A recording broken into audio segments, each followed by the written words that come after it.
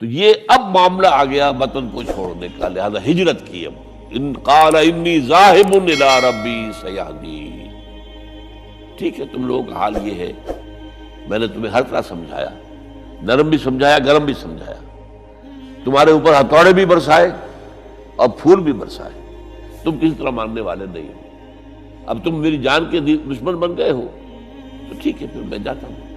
انی ذاہب الی ربی سیہدین رب ہب لی من الصالحین، ایک دعا اور نکل آئی اس وقت سے، اے اللہ مجھے صالح اولاد عطا فرما۔ 80 برس سے تجاوز ہو چکی تھی عمر، اولاد نہیں تھی، اور اللہ نے اسماعیل کا تھا بیٹا دے دیا۔ اب اللہ تعالیٰ نے حکم دیا ہاجرہ اور اپنے اس بیٹے کو لے جاؤ، اور جاؤ وہاں بواد غیر ذی زرع، جاؤ وہاں حجاز کی اس وادی کے اندر، وادی غیر ذی زرع، وہاں ان کو چھوڑ دو۔ اب یہ امتحان دیکھیے، توکل کا امتحان۔ حضرت ابراہیم لے آئے، کوئی متنفس نہیں، کوئی گھاس تک پیدا نہیں ہو رہی، کوئی درخت کا ہونا تو اور بڑی بات ہے کہ کھجور کا درخت ہو یا کوئی اور درخت ہو، پانی نہیں، پانی کا ایک مشکیزہ تھا ابراہیم کے پاس، وہ چھوڑ دیا، کچھ کھجوریں تھیں وہ دے دی اور چلے۔ حاجرہ پوچھتی ہے ہمیں کس کے بعد سارے چھوڑ کے جا رہے ہیں؟ کہنے لگے اللہ کے۔ یہ ہے توکل، اللہ کا حکم ہے، دعائیں مانگ مانگ کر رب ہب لی من الصالحین فبشرناہ بغلام حلیم۔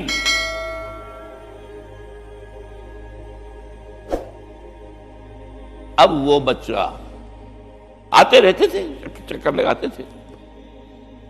فلما بلغ معه السعی، جب وہ بچہ اسماعیل ان کے ساتھ بھاگنے دوڑنے کے قابل ہو گیا،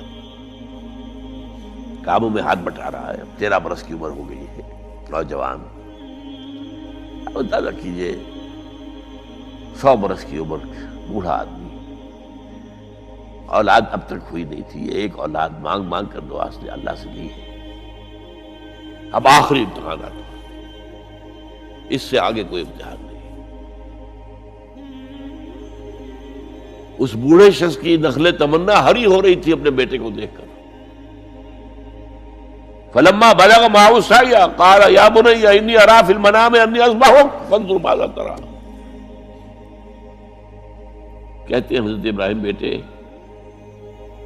میں مسلسل دیکھ رہا ہوں خواب میں کہ میں تمہیں ذبح کر رہا ہوں، تو دیکھو غور کرو تمہاری رائے کیا ہے۔ نبی کا خواب بھی وہی ہوتا ہے، اس میں کوئی شیطنت جو ہے، کوئی شیاطین جن و انس کی کوئی مداخلت نہیں ہوتی۔ پھر یہ کہ پے بپے 3 دن، یا بنی انی اری فی المنام انی اذبحک فانظر ماذا تری۔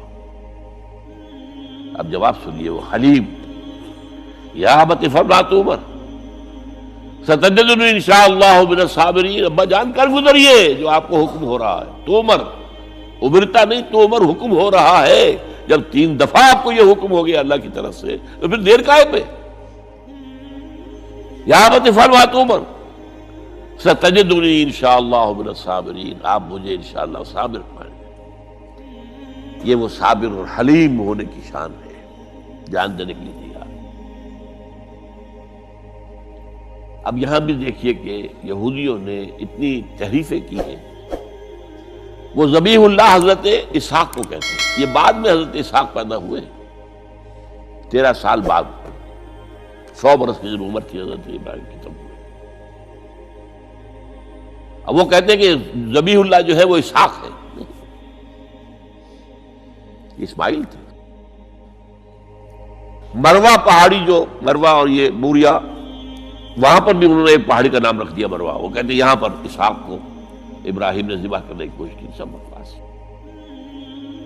ایک بڑی عمدہ کتاب مولانا فراہی رحمۃ اللہ علیہ کی تھی، عربی، پھر اس کا ترجمہ ہوا، الرأی الصحیح فی من هو الذبیح، عربی میں کتاب تھی، کہ ذبیح کون تھا، اسماعیل یا اسحاق، اس کے بارے میں صحیح رائے کیا ہے، یہ اس کتاب کا موضوع ہے۔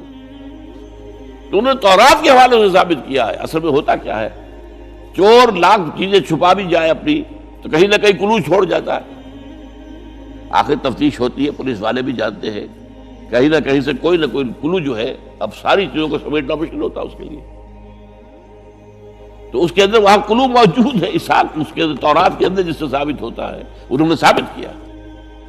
الرأی الصحیح فی من هو الذبیح، اس کا میں نے ترجمہ شائع کیا تھا جب میں نے ابتدا کی ہے لاہور میں آ کر اپنے کام کی 1965 میں، تو دارالاشاعت الاسلامیہ میں نے قائم کیا تھا اپنا ایک دارالاشاعت پبلشنگ ہاؤس، اس سے وہ کتاب شائع کی تھی میں نے۔ اب بھی وہ چھپتی ہے، اب وہ اور پبلشر ہیں ان کے، وہ چھاپ رہے ہیں۔ بہرحال تو حضرت اسماعیل جو ہے وہ ذبیح اللہ ہے، اللہ نے جب لٹا دیا، فلما اسلما وتلہ للجبین۔ اب یہاں پر ذرا نوٹ کیجئے، اسلما، جب دونوں نے اسلام کا مظاہرہ کیا، وہ جو میں نے کہا تسلیم، سر تسلیم خم ہے جو مزاج یار میں آئے۔ بوڑھا باپ چھری لے کر تیار ہو گیا ہے اور جوان بیٹا گردن ڈال کر، بس صرف ایک احتیاط کی ہے کہ پیشانی کے بل لٹایا ہے تاکہ چہرہ سامنے نہ رہے، اتنی بات۔ چھری چلاتے ہوئے چہرہ اوندا اللہ للجبین، پیشانی کے بل انہوں نے لٹا دیا اور پھر چھری چلائی۔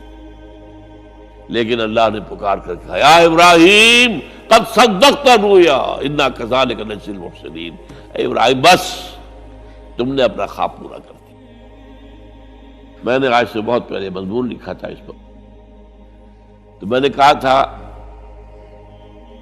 جس کا امتحان لیا جا رہا تھا وہ فیل نہیں ہوا، ممتحن کو بس کرنی پڑی ہے، اللہ کو بس بس بس۔ ان ھذا لھو البلاء المبین۔ اے ابراہیم واقعتاً یہ بہت بڑی آزمائش تھی، اس میں تم پورے اتر گئے ہو۔ یہ میں نے آپ کے سامنے زندگی کا جو پورا ایک نقشہ ہے ابراہیم کا، ہر قدم پر امتحان، ہر قدم پر امتحان، ایک سے ایک کڑا امتحان، ایک سے ایک بڑا امتحان، اور آخری امتحان یہ تھا، ان ھذا لھو البلاء المبین۔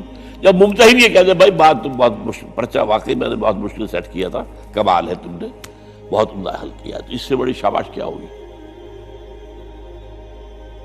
لیکن اس کے ساتھ یہ ہے کہ اب اگلا موضوع آ رہا ہے میرا، جہاں تک تو معاملہ آ گیا، یہ قربانی جو ہے اس کو پھر ہمیشہ کے لیے اب سنت ابراہیم کے طور پر جا باقی رکھا گیا۔ عین اس وقت جنت سے ایک میڑا ان کی جگہ آ گیا، حضرت اسماعیل کو کوئی قدر نہیں پہنچی، کچھ بھی نہیں، میڑا ذبح ہو گیا۔ اور وہ قربانی ہے جو آج پوری دنیا میں اس وقت سے لے کر ترکنا علیہ فی الآخرین، ہم نے اس کی یہ یاد ہے، یہ قربانیاں جو آپ دیں گے یہ کیا ہے؟ حضور سے پوچھا گیا ما ھذی الاضاحی یا رسول اللہ، اے اللہ کے رسول یہ اضاحی کیا ہے، یہ کیا ہے، یہ جو ہم قربانیاں دیتے ہیں کیا ہے؟ قال سنت ابیکم ابراہیم، یہ تمہارے باپ ابراہیم کی سنت ہے، اس کو زندہ رکھا ہے اللہ نے۔